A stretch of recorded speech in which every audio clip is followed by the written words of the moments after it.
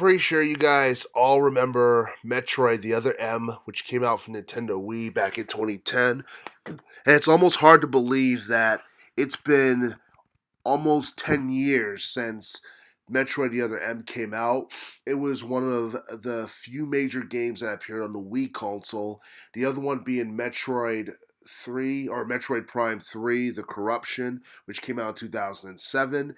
And the Metroid the Other M was a game that was pretty much, I don't think it was quite as good as any of the, three Metroid Prime games that came out between '02 and '07, but it was pretty solid.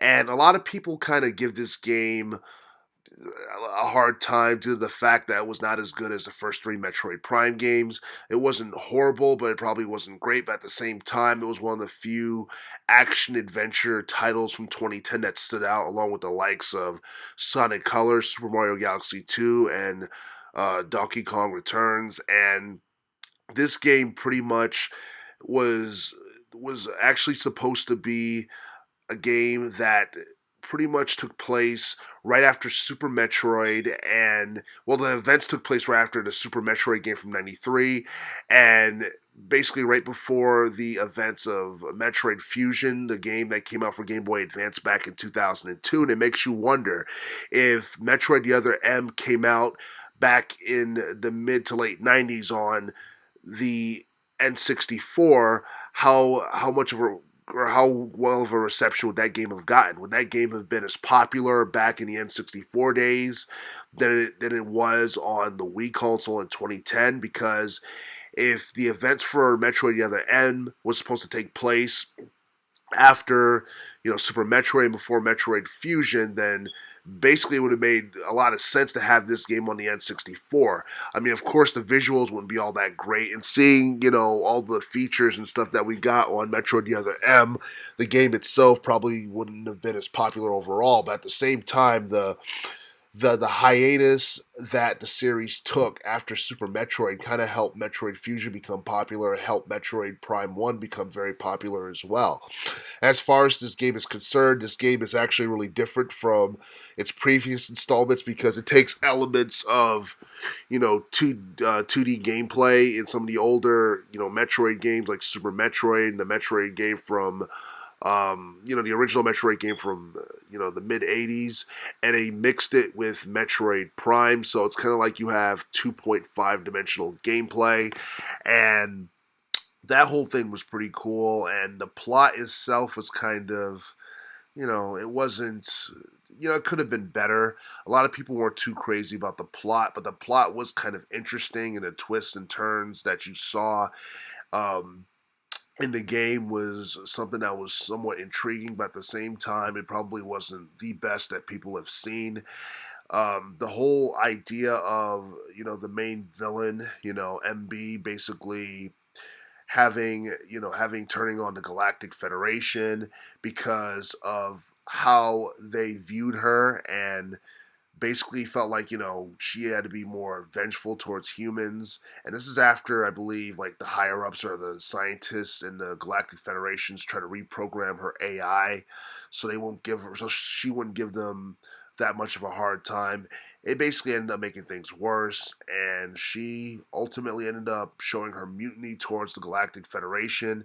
And some people would agree that was justifiable. Other people probably wouldn't agree with it. But either way, she was the main villain no matter what, and she proved to be a very dangerous foe.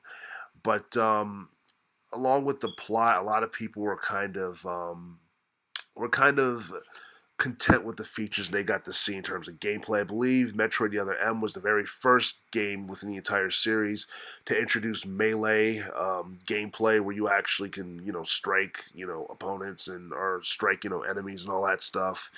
And I believe after you complete the game, there was a theater mode where you could just watch all the cutscenes back as if you were watching a movie, which was pretty cool. And as far as high profile Metroid games of the past decade are concerned, the teens decade, I would say Metroid the Other M was probably the best game of the teens decade, especially considering the fact that we didn't get too many big Metroid games in the teens decade. The only other big Metroid game I believe that we got was the remake of Metroid 2, which came out back in '91, and I believe we also got Metroid Galactic Federation, which came out in 2016. I believe that's what it was called. That's when it came out, and that game wasn't really popular. It was nowhere near as popular as the other M, and it couldn't even touch any of the three Metroid Prime games from the 2000s. So the question is Metroid the other M?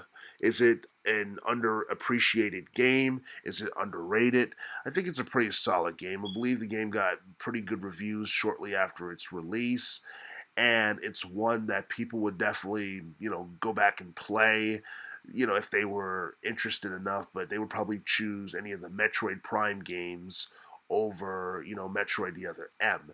But at the same time, I don't think a lot of people would mind seeing, Metroid the other M ported for Nintendo Switch console in the future, as we're currently waiting for Metroid Prime 4, which we still to this day have no idea when it's going to be released, and we have no idea what's going to be included in terms of gameplay or what the plot is going to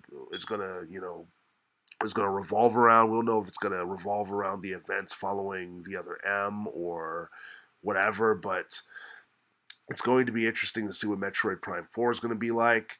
But as far as Metroid the Other M is concerned, I would definitely say it's a game that's, it has its flaws, but at the same time, it's a pretty solid game overall.